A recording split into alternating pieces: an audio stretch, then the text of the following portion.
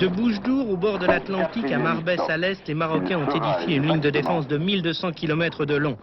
Gardée par 150 000 hommes, elle protège les mines de phosphate de Boukra et les villes d'El Ayoun et Smara. Selon un officier supérieur marocain récemment interviewé, les radars détectent tout ce qui bouge de 5 à 60 km.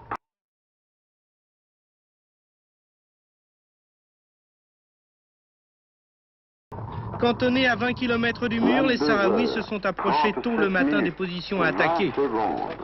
Leur insuffisance numérique et en armement est compensée par le fait que c'est à eux de prendre l'initiative sur une cible fixe qu'ils ont tout le loisir de repérer. Le terrain très accidenté les protège des radars. Regardez bien ici, nous voyons les Marocains évoluer de l'autre côté du mur.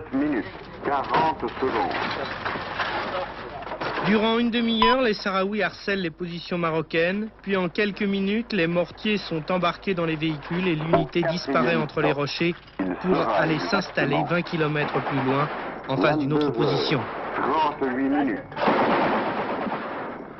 La riposte marocaine est assez précise, mais très souvent, les positions de tir initial sont déjà abandonnées lorsque le tir des obus se localise sur le point d'attaque.